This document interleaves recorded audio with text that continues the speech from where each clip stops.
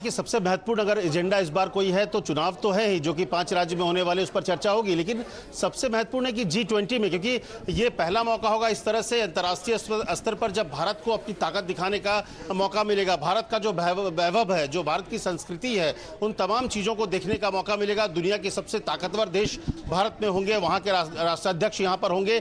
तो ऐसे में जो भारत की संस्कृति है, भारत की जो इकोनॉमी है, इन तमाम चीज़ों को लेकर, और इसीलिए पार्टी लेवल पर भी उसकी स्ट्रेटेजी बनाई जा रही है, सरकार लेवल पर भी स्ट्रेटेजी बनाई जा रही है। सरकार, विदेश मंत्रालय, तमाम तो लोग करेंगे ही, लेकिन संगठन किस तरह से इसमें योगदान दे सकता है, इसको लेकर चर्चा हो रही है। अभी 2 दिन पहले ही जो महासचिवों की बैठक हुई थी, उसमें इस बात पर जोर दिया गया कि तमाम जो संगठन के लोग हैं पूरे देश के, उनका किस तरह से योगदान होगा, क्योंकि देश के अलग अलग राज्यों में G20 से जुड़े हुए प्रोग्राम्स होने हैं, वहाँ पर तमाम देशों के जो डेलीगेट्स होंगे वो जाएंगे। तो ऐसे में अलग अलग राज्य की संस्कृति, अलग अलग राज्य की जो परंपरा, वो तमाम चीज देखने को मिलेगी। तो ये महत्वपूर्ण मौका, और इसलिए G20 को लेकर खास तैयारी है।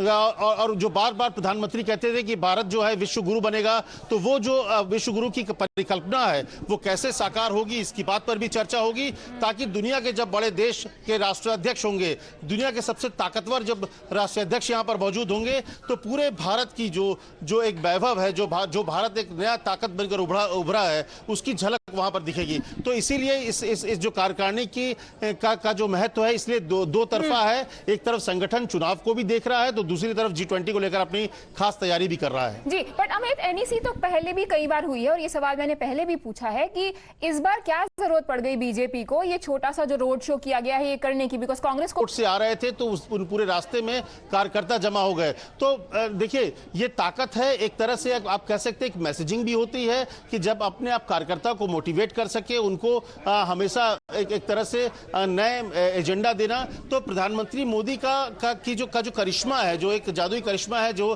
कहा जाता है कि जो अभी गुजरात में जिस तरह की एक थंबिंग मेजोरिटी से चुनाव जीता गया है, तो इसके बाद प्रधानमंत्री मोदी यहां आ रहे थे, दिल्ली के कार्यकर्ता के तरफ से एक तरह से उनका स्वागत किया गया कि दिल्ली के तमाम जो कार्यकर्ता थे, क्योंकि इतनी बड़ी जीत वो भी नरेंद्र मोदी के नाम पर हुई, तो उनके नेता जब आ रहे थे तो उनका स्वागत किया गया। तो इससे किसी, भले ही कांग्रेस वो कहे, लेकिन ये रोड शो की जो एक परंपरा है, अगर आप देखें तो नरेंद्र मोदी और बीजेपी ने शुरू की है कि हर जगह एक रोड शो होता है। इस तरह की कार्यकारिणी अगर जब ओडिशा में भुवनेश्वर में हुई थी, तब भी हमने देखा था कि 12 से 15 किलोमीटर का रोड शो हुआ था जब भुवनेश्वर में पहुंचे थे। तो इस तरह की चीजें होती है। अगर आपको याद हो तो हैदराबाद में जो इससे पहले कार्यकारिणी हुई थी, वहां पर भी प्रधानमंत्री जब वहां पर पहुंचे थे स्थल पर, तो रोड के दोनों तरफ कार्यकर्ता पहुंच गए थे। तो ये बीजेपी की एक परंपरा बन गई है। नरेंद्र मोदी जैसे करिश्माई नेता हैं, उनके कार्यकर्ताओं में एक ललक होती है अपने नेता को देखने की, उनसे मिलने की। और शायद अगर ये शक्ति प्रदर्शन के लिए किया गया होता तो केवल ये 500 मीटर का नहीं होता। मोदी जी ने गुजरात में 50 किलोमीटर लंबा रोड शो किया था। तो अगर ये सही मायने में बीजेपी का शो ऑफ स्ट्रेंथ रहता, तो ये प्लानिंग काफी बड़े स्तर पर की जाती है, और बीजेपी जानी जाती है ऐसे इवेंट्स करने के लिए। जी हाँ, मुझे लगता है इवेंट के मास्टर और इवेंट को बहुत ही ढंग से करती हुई आई है। और ये रोड शो निश्चित तौर पर अगर एक तरह से शक्ति प्रदर्शन होता, तो कुछ नहीं तो पुराने बीजेपी दफ्तर से अगर शुरू हो जाते तो कम से कम 3 से 4 किलोमीटर भी कर सकते थे। लेकिन सोमवार का दिन है, बीजेपी देखिए आमतौर पर प्रधानमंत्री भी नहीं चाहते हैं कि कोई भी ऐसी चीजें हो जिससे हम लोगों को परेशानी हो। Right, and let me just now thank you, Amit, for your insights. Let me just go across to Mohit Bhatt, because obviously there is a lot of excitement. Finally, people that have been waiting for hours have gotten a glimpse of the